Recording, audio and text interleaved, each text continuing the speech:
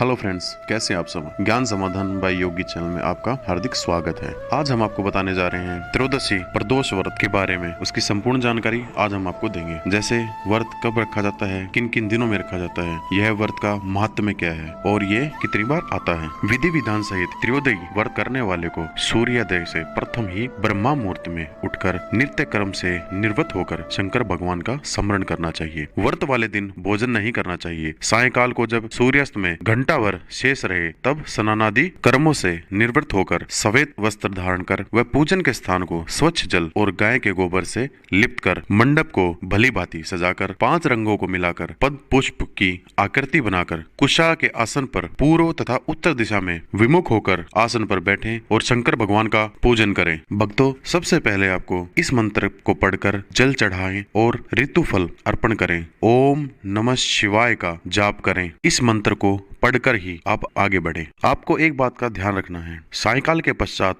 और रात्रि आने से पूर्व दोनों के बीच का संध्या समय का जो भी वक्त होता है उसे ही प्रदोष व्रत कहते हैं। अब हम बताते हैं इसका महत्व क्या है। त्रयोदशी प्रदोष का व्रत करने वाला मनुष्य सदा सुखी रहता है। उसके संपूर्ण पापों का नाश इस व्रत के करने से हो जाता है। इस व्रत के करने से विधवा स्त्रियों को अधर्म से गलानी होती है और सुहागन नारियों का सुहाग सदा अटल रहता है। बंदी कारागार से छूट जाता है। जो स्त्री पुरुष जिस कामना को लेकर इस व्रत को करते हैं उनकी सभी कामनाएं कैलाशपति शंकर पूरी कर देते हैं। सूत जी कहते हैं, त्रयोदशी का व्रत करने वाले को 100 गौदान का फल प्राप्त होता है। इस व्रत को जो भी विधि विधान के साथ और तन मन धन से करता है उसके सभी दुख दूर हो जाते हैं। सभी माता बहनों को 11 त्रयोदशी या पूरे साल की 26 त्रयोदशी, 12 माह की 24 और अधिक माह की 2 पूरी करने के बाद उद्यापन करना चाहिए। अब मैं आपको बताऊंगा प्रदोष व्रत के किस किस दिन आता है, प्रदोष व्रत का परिचय क्या है। सबसे पहले जो प्रदोष व्रत होता है उसको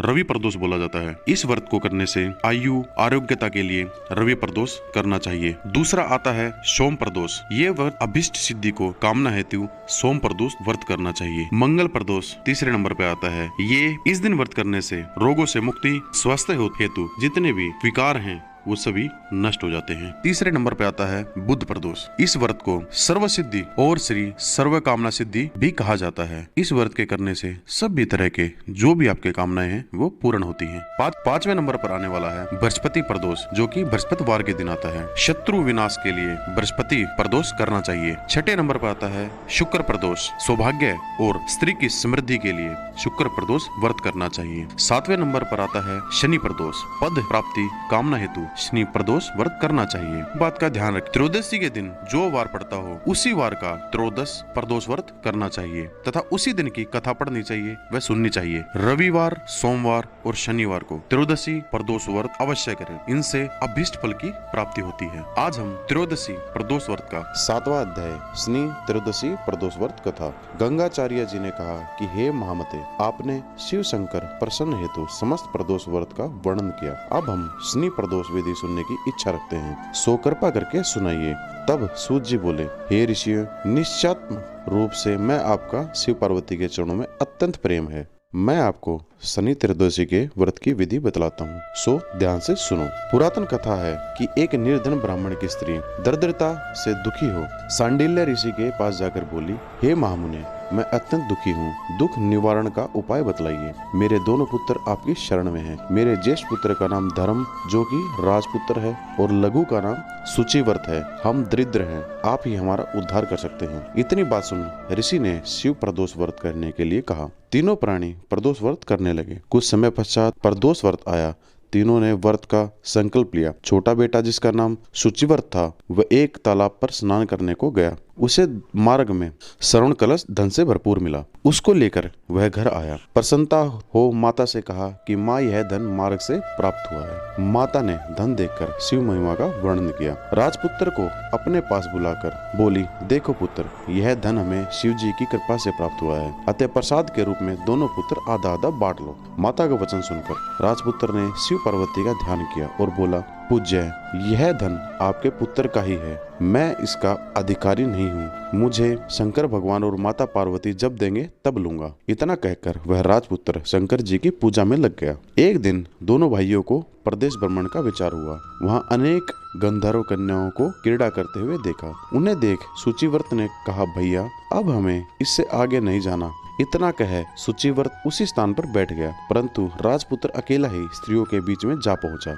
वहां एक स्त्री अति सुंदर राजकुमार को देख मोहित हो गई और राजकुमार के पास पहुंचकर कहने लगी कि हे सखियों, इस वन के समीप ही जो दूसरा वन है, तुम वहां जाकर देखो। भांति भांति के पुष्प खिले हैं, बड़ा सुहावना समय है, उसकी शोभा देखकर आओ। मैं यहाँ बैठी हूँ, मेरे पैर में बहुत पीड़ा है। ये सुनकर सभी दूसरे वन में चली गई। वह सुंदरी राजकुमार की ओर देखती रही। इधर राजकुमार भी कामुक दृष्टि से निहारने लगा। युवती बोली, आप कहाँ रहते हैं? वन में कैसे पधारे? किस राजा के पुत्र हैं? क्या नाम है? राजकुमार बोला, मैं विदर्भ नरेश का पुत्र हूँ, आप अपना परिचय दें। युवती बोली, मैं विदर्भिकी नामक गंधर्व की पुत्री हूँ, मेरा नाम असुमति है। मैंने आपकी मन स्थिति को जान लिया है कि आप मुझ पर मोहित हैं। विधाता ने हमारा तुम्हारा संयोग मिलाया है। युवती ने मोतियों का हार राजकुमार के गले में डाल दिया। राजकुमार हार स्वीकार करते हुए बोला कि हे भद्रे, मैंने आपका प्रेमोपहार स्वीकार कर लिया है, परंतु मैं निर्धन हूँ। राजकुमार के इन वचनों को सुनकर गंधर्व कन्या बोली कि मैं जैसा कह चुकी हूँ वैसा ही करूंगी, अब आप अपने घर जाएं। इतना कहकर गंधर्व कन्या सखियों से जा मिली। घर जाकर राजकुमार ने सूचिव्रत को सारा वृतांत कह सुनाया। जब तीसरा दिन आया, वह राजपुत्र सूचिव्रत को लेकर उसी वन में जा पहुंचा। वह गंधर्व राज अपनी कन्या को लेकर आ पहुंचा। इन दोनों राजकुमारों को देख आसन दे कहा कि मैं कैलाश पर गया था। वहां शंकर जी ने मुझसे कहा कि धर्मगुप्त नाम का राजपुत्र है, जो इस समय राज्य विहीन निर्धन है, मेरा परम भक्त है। हे गंधर्वराज, तुम उसकी सहायता करो। मैं महादेव जी की आज्ञा से इस कन्या को आपके पास लेकर आया हूँ, आप इसका निर्वाह करें, मैं आपकी सहायता कर राजगद्दी पर बिठा दूंगा। इस प्रकार गंधर्व राज ने कन्या का विधिवत विवाह कर दिया। विशेष धन और सुंदर गंधर्व कन्या को पाकर राजपुत्र अति प्रसन्न हुआ। भगवान कृपा से अपने शत्रुओं का दमन करके राज्य का सुख भोगने लगा।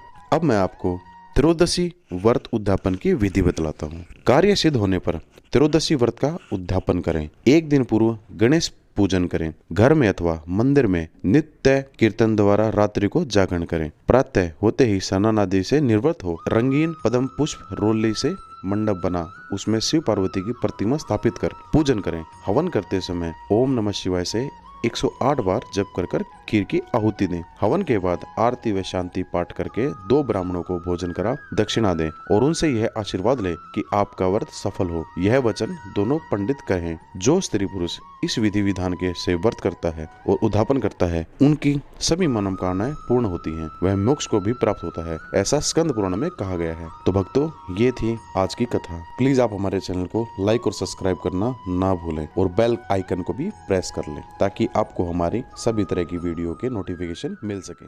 Hello friends.